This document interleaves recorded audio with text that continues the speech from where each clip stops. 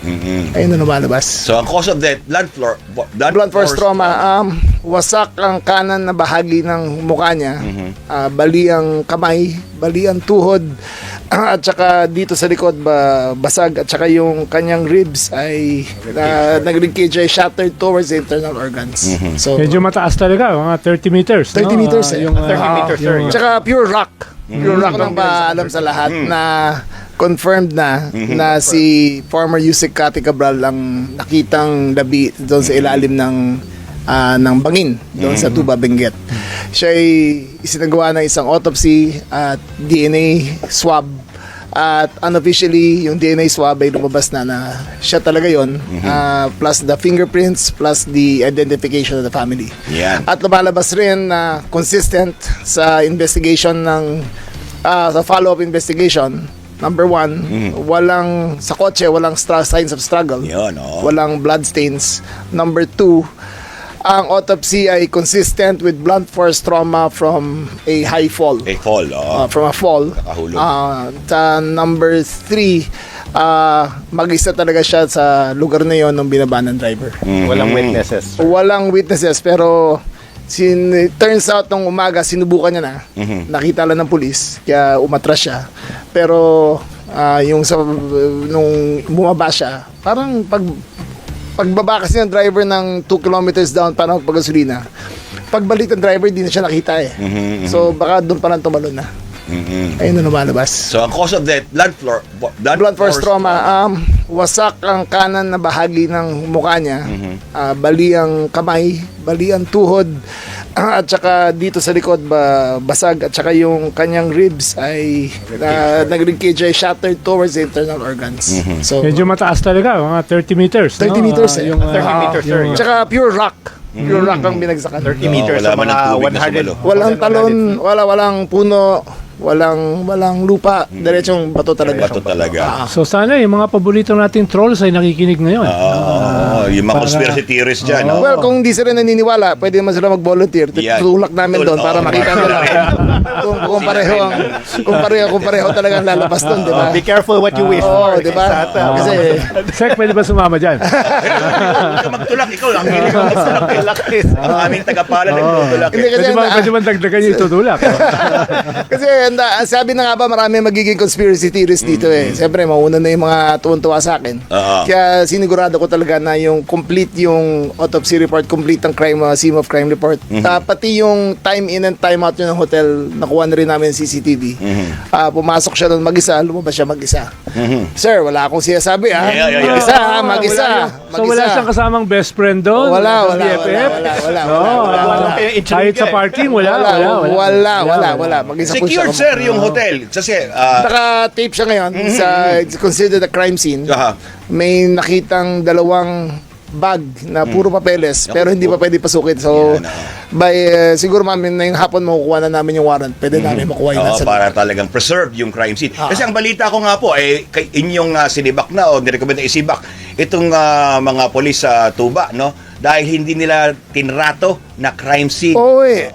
Nung unang dumating sa akin ng report, nakita. Kasi pumasok sa system namin yung mga 12 midnight nung kinonfirm na siya talaga yun. Nakita ko siya mga 4:30. Nung pinapollow up ko yung reports, hindi nila tinrita sa crime scene. Pero for a highly controversial character involved in the biggest scandal in Philippine history. Bakit di naman nila sinabing tinanong man lang baka may iba nangyari dito? Correct. So ito yung matitira mga police tolongges eh. Kaya Hindi police strongest, no? Parang hindi nanonood ng balita ng nakaraang 10 buwan. Correct. hindi ako makapaniwala sa buong Pilipinas. Wala nang pulungan kundi na hindi pinag-uusapan to. Sila parang ordinary suicide lang. Sinuli lahat ng gamit sa pamilya, di ba? Kaya galit na galit talaga ako. Hindi recommend ko talaga na i-relieve na yung provincial director at saka yung Tuba chief of police. Yung cellphone, sir. Wala pa. Yung cellphone na pumayag na yung asawa, pagkatapos doon ng cremation, bibigyan niya na yun. Okay.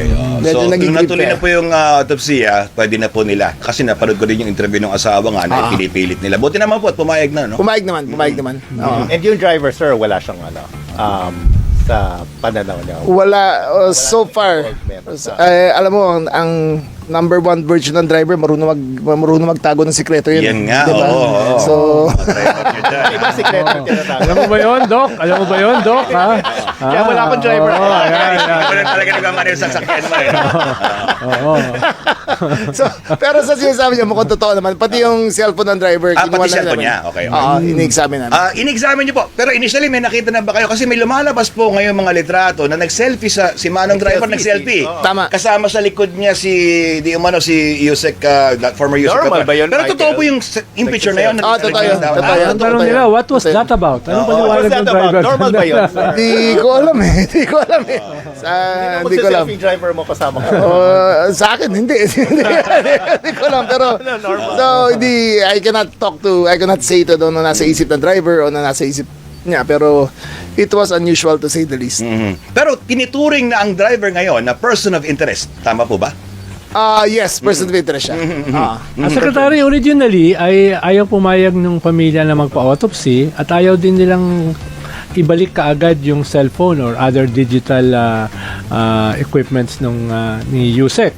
Ano kaya yung dahilan? Parang wala naman dahilan. Parang hindi nila ipa-autopsy or Well, hindi ko, siguro they were grieving.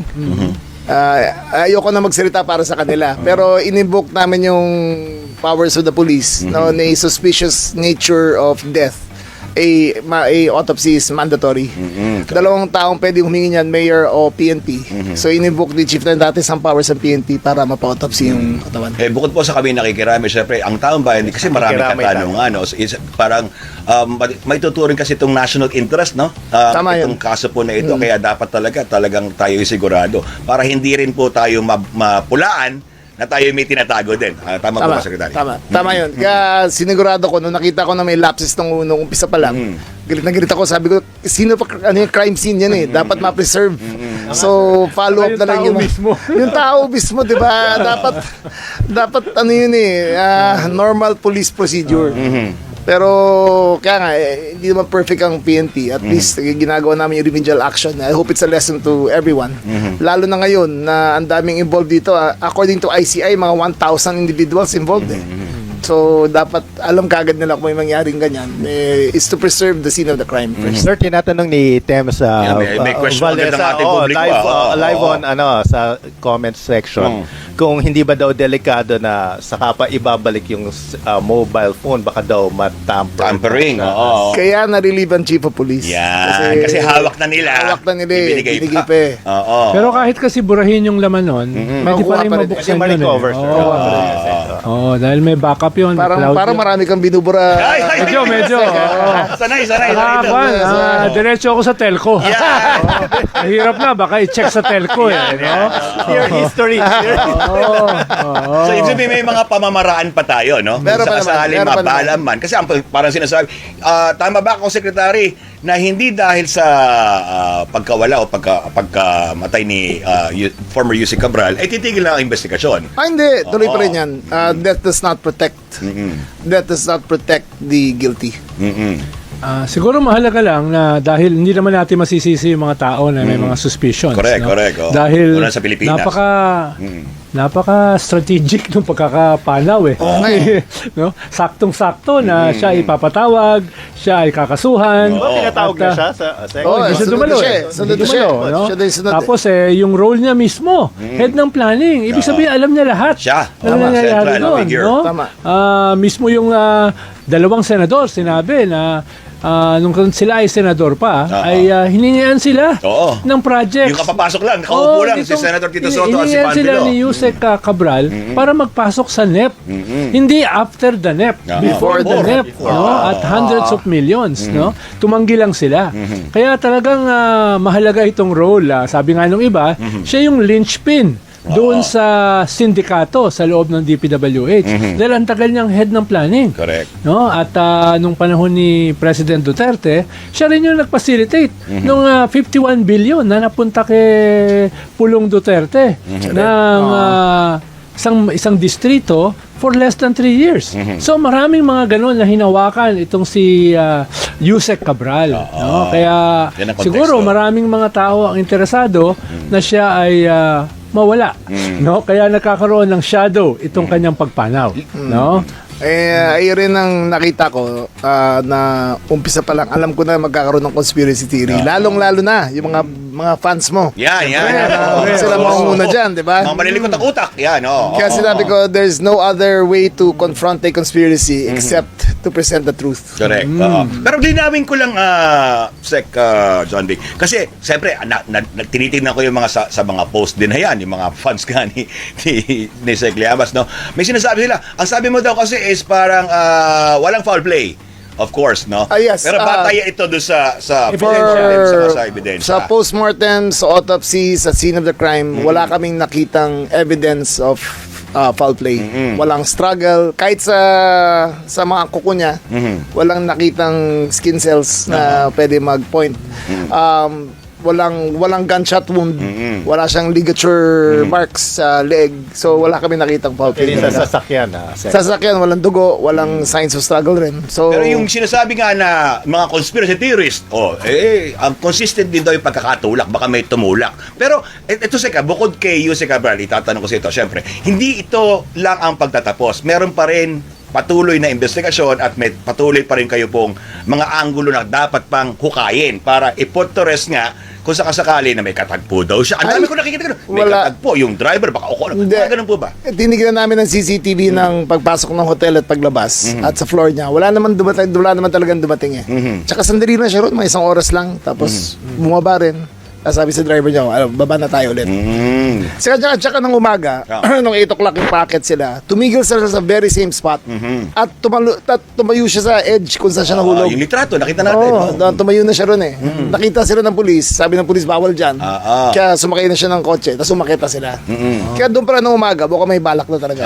Mas tinitingnan yung terrain. Oo, pero alam ko, tingin ko, sanay siya ron kasi yung lahat ng rock netting, ando doon bande. Ayun nga pala, Doon yung controversial din yung netting rock netting na yan, ano? Yung isa pang... Congressman Eric Yap yata ang Ayun pa, kausap niya ron, tama, Sec. Nakita kasi namin yung Ion Hotel kung saan siya Yan, tumira sige, ay pag-aari ni Yusek Cabral. Yung hotel mismo? Yung hotel mismo. Oh. Hanggang 2025. Pero binenta niya ng 2025 sa isang nangangalang Eric Yap. Nako, yun, nako. Aba, the plot thickens, na naman po ito. The plot is plotting. Mag-isip-isip, oo. Sige, ibig sabihin, Parang nagbenta lang ng sapatos, no? at yun mismo ang tinuluyan niya. Tanungin na natin, yung mga sangkot na maaring sangkot, ito ba'y may tinitignan din kayo na maaring may anggulo nga na bahagi ito ng pag-iisip actually ni Yusek Cabral kung bakit siya na-pressure, no? May mga ganyan po ba? Yan ang hindi ko na masasagot yan, di ba? Pero it is evident na may relasyon sila ni Eric Yap business-wise. Business-wise, Okay, ano sila. It is evident na yung mga paglagay ng rock netting na yon ay dumaan sa opisina ni Yusek Cabral. It is evident na ang supplier at contractor ng rock netting ay si Eric Yap. So somehow there is a relationship there. The plot. Huwag natin kalimutan, itong rock netting na ito, marami nang bumabatikos dyan. Oo, yun nga, Especially si Mayor Magalong, Oo. na highly overpriced daw yan. Hindi naman, mga times 4 lang. Maliit, Times 4 lang. maliit lang. Maliit lang. Times 4 lang. Maliit lang. Secretary Vince Dizon, no? yan, oo. Times 4 daw. Baka magkamali na naman kayo ng calculation, ha? Ng mga... Nag-reach Galit out. na naman yung mga senador. Nag-reach out. Nakaraan, pumunta sa ICC. Pero nung pangalawa pagpatawag, hindi siya pumunta. Pero nung nakaraang... ICI. Sorry, ICI. Ikaw, Kami na natin tumatalong pag-usapan yung ICC, Tumatalong kayo. Mamaya po tayo magtanong tungkol sa ICC na yan, ha? Tumatalong Alam ko, kayo. tatat din kayo malaman. May balita rin kasi. Tapos, pumunta rin po siya sa ombudsman sa inyong utol. Noon, tapos Sino? Tama, si may Yusek tawag Cabral, siya. pumunta rin po doon. Kasi sa logbook, meron daw siya doon na pumunta meron siya. siya. Ewan natin kung anong sinabi. Pero as far as the DILG is concerned, sir, ano pong mga ebidensya ang hawak nyo na mula sa impormasyong galing kay Yusek Cabral? Hindi kami investigating arm. So, si ombudsman yun. Apo. Yung ombudsman natin, di ako naniniwala. Mabagal magtrabaho. Naniniwala. Di ba nagpromisa yun na magpapakulong bago magpasko? Mabagal ba, mabagal? Di ba kayo mag-i-implement ng pagpapakulong?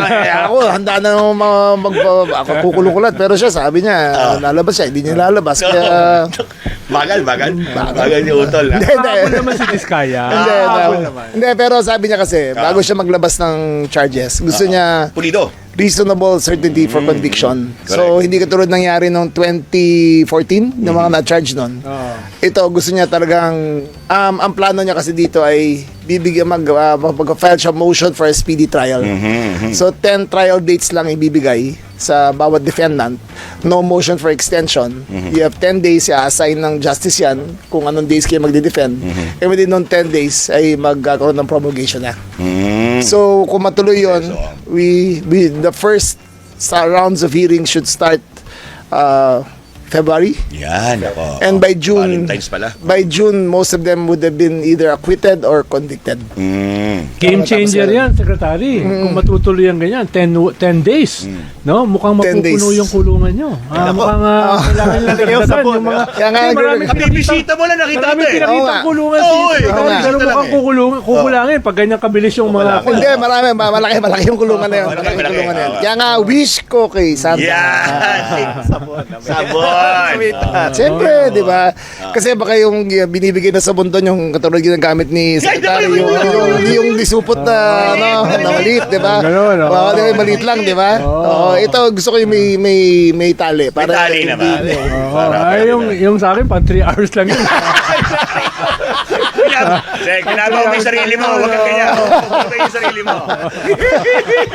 Pero merong balita ngayong Saka araw yung din. toothbrush na isang gamitan nila. Tsaka yung toothpaste na walang lasa. Huwag yung ibaw ng mga sarili nyo. Tumigas na sa lalagyan. Ayan. Kabisado na sekretary. Tawa na tawa yung staff nyo. Mukhang sanay na sanay. Ako, pinipigilan ko lang kasi kayo sa pagbabaon sa mga sarili nyo. Pero